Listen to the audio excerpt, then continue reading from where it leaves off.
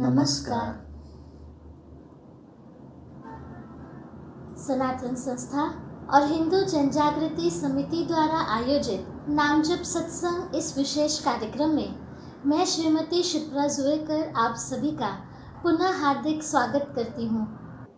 यहाँ के स्थान देवता, वास्तु देवता और भगवान श्री कृष्ण जी के चरणों में हम प्रार्थना करेंगे कि आज का ये सत्संग निर्विघ्न रूप से संपन्न हो।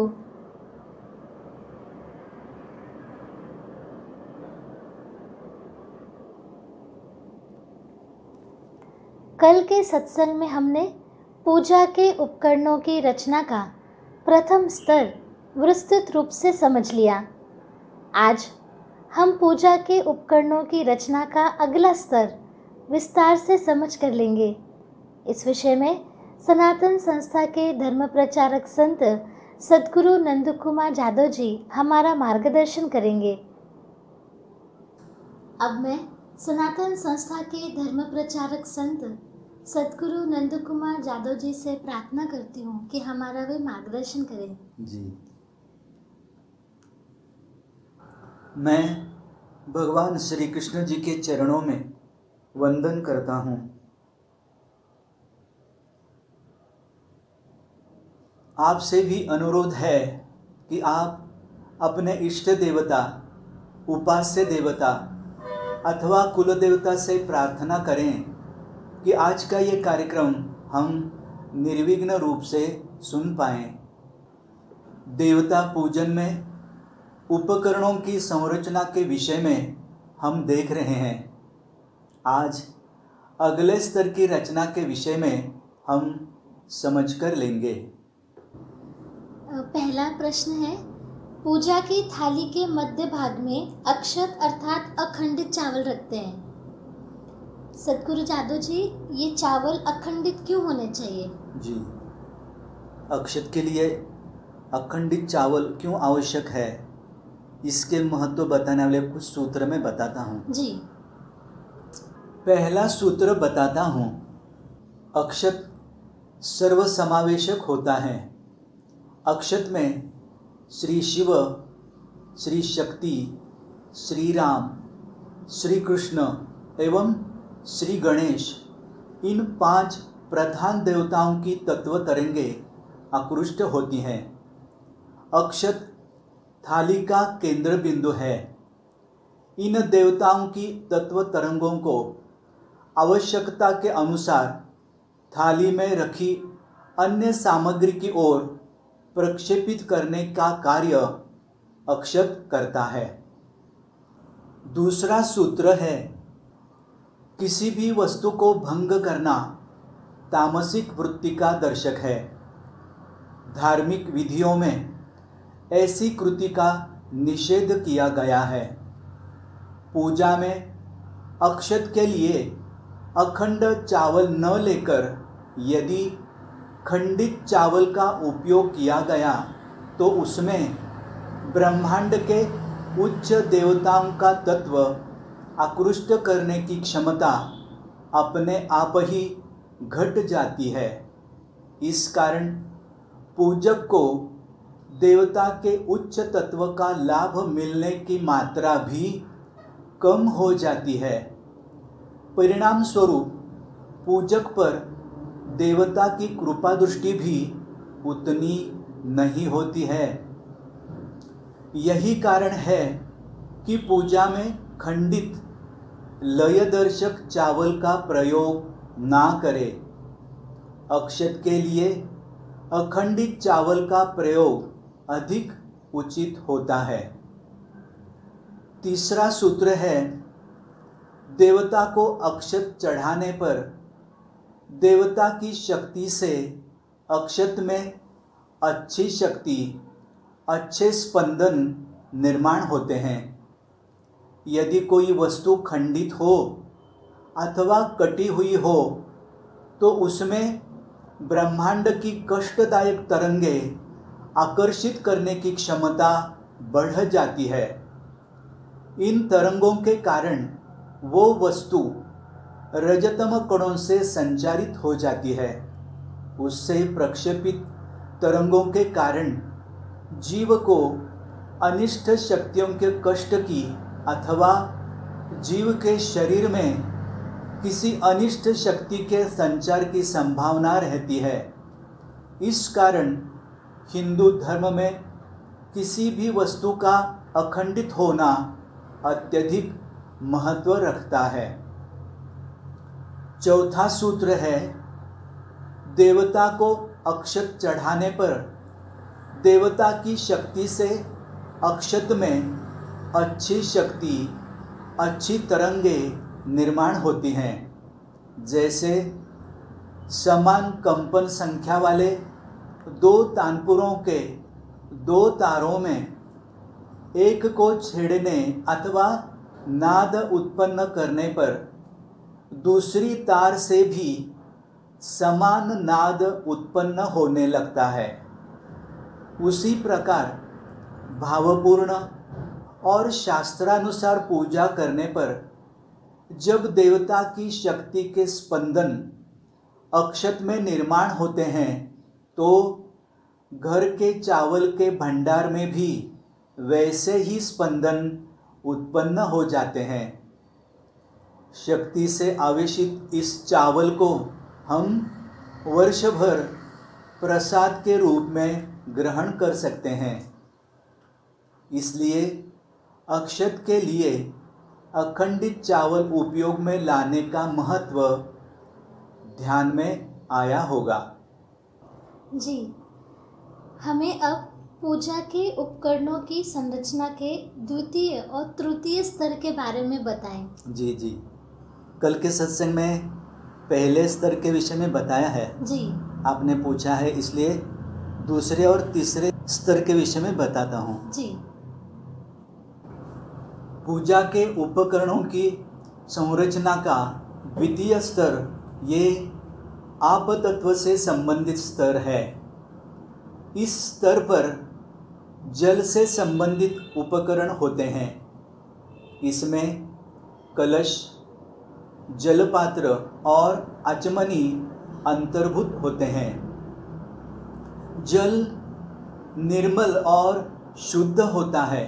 इस कारण जल देवता के तरंगों को अधिकाधिक ग्रहण कर सकता है। इसलिए कलश, जलपात्र और आचमनी मध्य भाग में अर्थात पूजा घर के सामने रखते हैं। कलश में रखा जल पूजा विधि के पंच तत्वों का उचित संतुलन बनाए रखता है।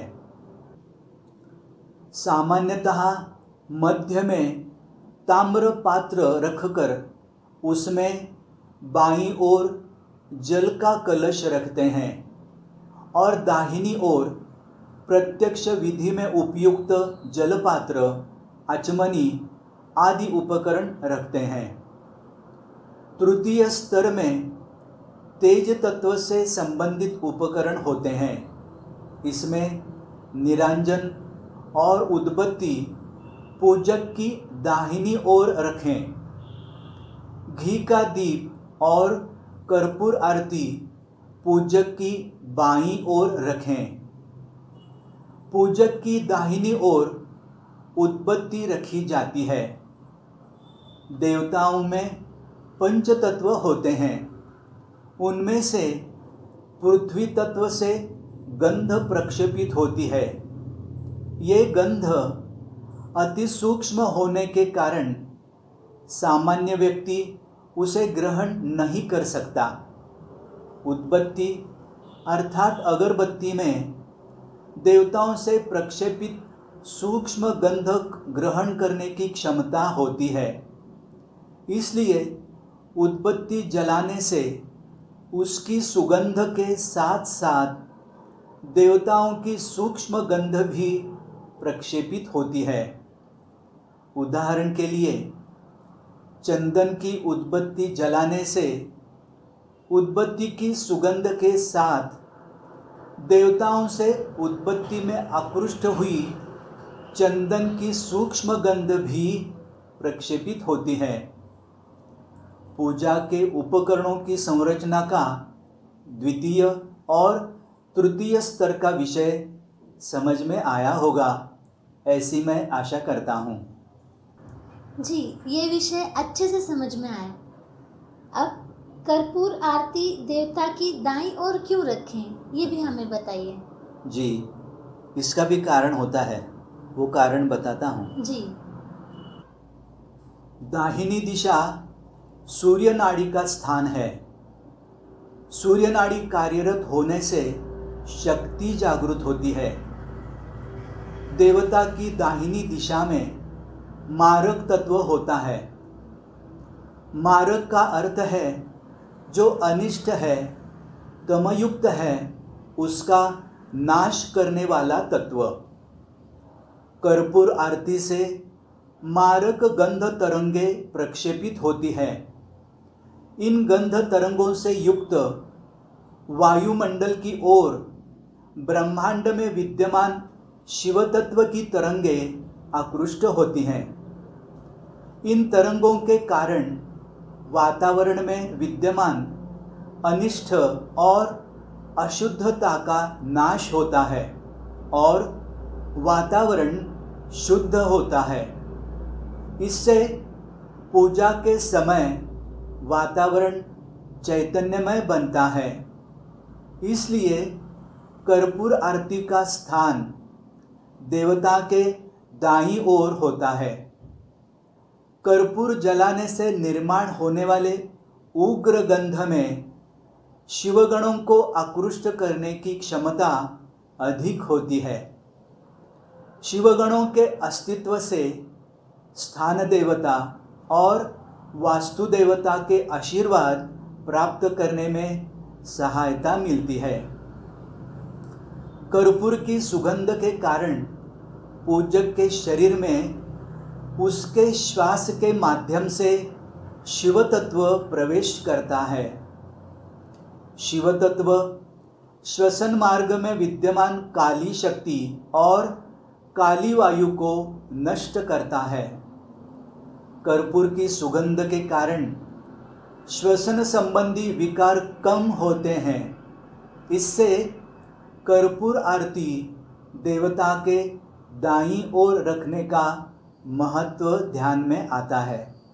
जी, अब पूजा की रचना में नारियल का स्थान और उसका महत्व हमें बताएं। जी, पूजा में नारियल का बहुत ही महत्व है। जी। वैसे ही उसके स्थान का भी बहुत महत्व है। जी। वो महत्व मैं बताता हूँ। हाँ जी। पूजा के उपकरणों की रचना के तृतीय स्तर में एक महत्वपूर्ण घटक होता है नारियल। इसके विषय में जान लेते हैं।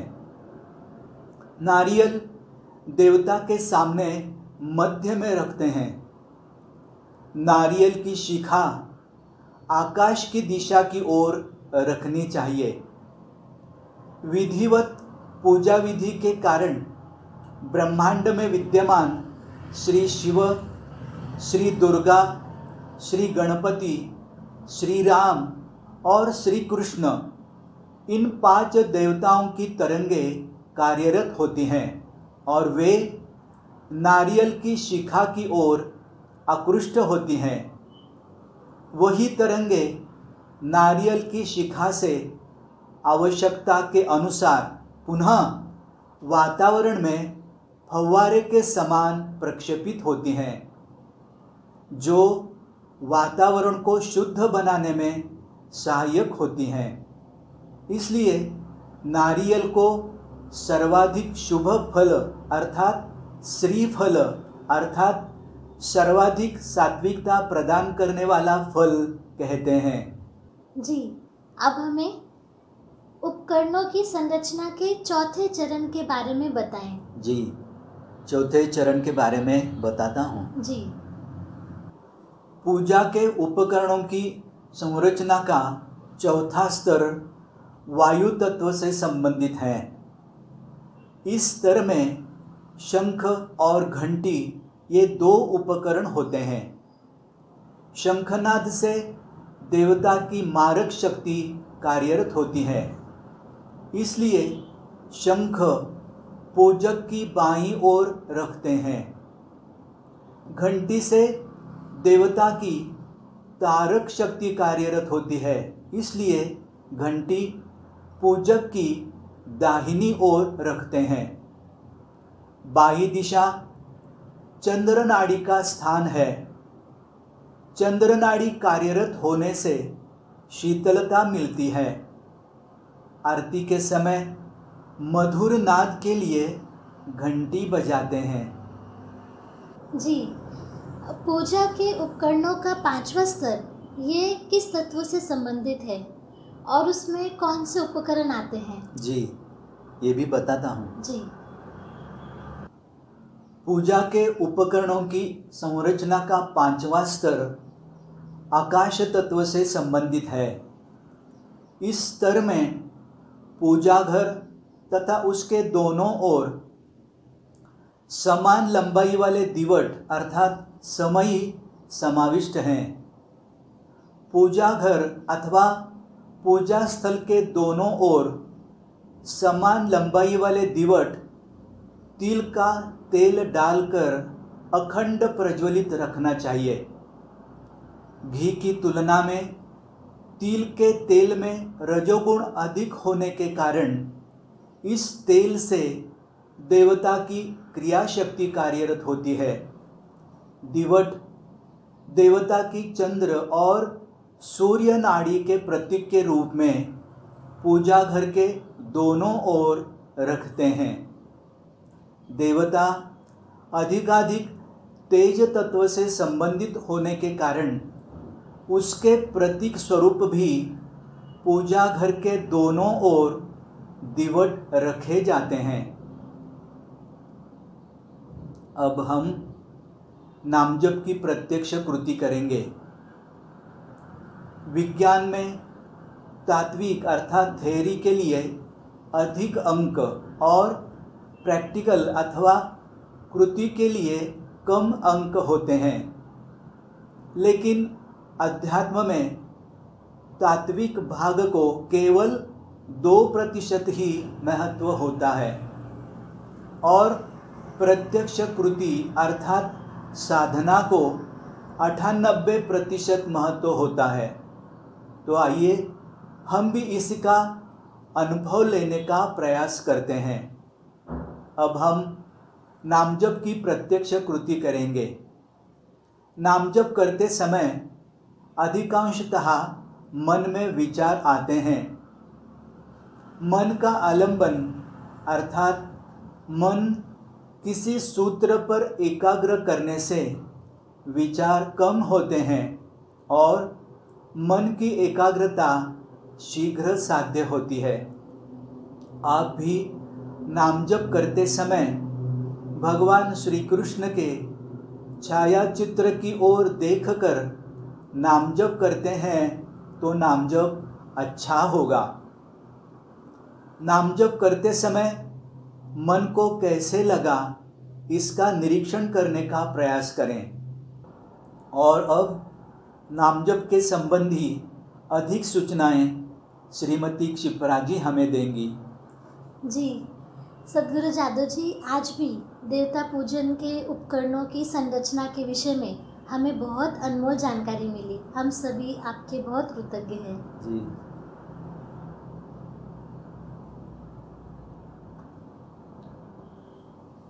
अब हम भगवान श्री कृष्ण जी का नाम जप ऑडियो के द्वारा लगाएंगे। इस ऑडियो की एक विशेषता है, सनातन संस्था की संत श्री चित्तशक्ति श्रीमती अंजलि गाडगिल जी ने इस सात्विक जप का उच्चारण किया है। यदि आपके उपास्य देवता अथवा कुल देवता अलग हैं और आपको उनका नाम जप करना हो तो आप कृपया ऑडियो म्यूट कर सकते हैं और नाम जप कर सकते हैं। आज प्रत्यक्ष संतों की वंदनीय उपस्थिति में हमें नाम जप करने का अवसर मिल रहा है। हम इसकी अनुभूति लेंगे। नाम जप का समय पूर्ण होने पर हम आपको सूचित करेंगे। किसी भी कार्य से पूर्व प्रार्थना करने से और कार्य पूरा होने के बाद कृतज्ञता व्यक्त करने से कार्य में आने वाली बाधाएं दूर होती हैं। इसलिए नाम जप का आरंभ करने से पहले अब हम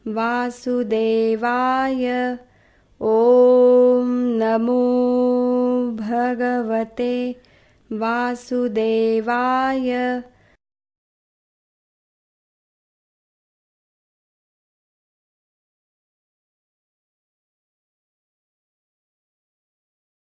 नाम जप की अवधि पूर्ण हुई है। आशा है आप सभी ने नाम जप की अनुभूति अवश्य ली होगी। ये अनुभव आप फेसबुक और यूट्यूब पर कमेंट में डाल सकते हैं। हम उसका आगे के सत्संग में विश्लेषण लेंगे। कदाचित नाम जप के समय आप में से किसी को कुछ कठिनाइयों का सामना करना पड़ा होगा। ऐसी अड़चनें भी आप हमें अवश्य भेजिए। आपकी शंकाओं का समाधान हम आगे के सत्संगों में करेंगे। प्रतिदिन जो ऑनलाइन कार्यक्रम होते हैं, अब हम उसकी रूपरेखा जान लेते हैं। सुबह 10:30 बजे से 11:15 बजे तक नाम सत्संग ये कार्यक्रम रहता है। उसके पश्चात दोपहर 2:30 बजे से 3:15 बजे तक भाव सत्संग इस कार्यक्रम का आयोजन किया जाता है। शाम 4 बजे से 4:45 बजे तक सुबह लाए हुए नाम सत्संग का पुनः प्रसारण रहता है। शाम 6 बजे से 6:45 बजे तक बच्चों के लिए बाल संस्कार वर्ग का कार्यक्रम होता है और रात 9 बजे धर्म संवाद ये कार्यक्रम रहता है, जिसका पुनः प्रसारण अगले दिन दोपहर 1 बजे होता है। आपसे विनती है कि इन सभी आध्यात्मिक ऑनलाइन कार्यक्रमों का लाभ आप अवश्य लें तथा अपने मित्र और परिवारजनों को भी इसे देखने के लिए प्रेरित करें। भगवान श्री कृष्ण जी की असीम कृपा से हम इस सत्संग का लाभ ले पाए, इसके लिए हम भगवान श्री कृष्ण जी के चरणों में कृतज्ञता व्यक्त करते हैं।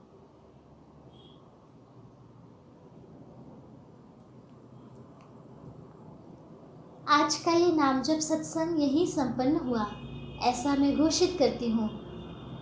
नमस्कार।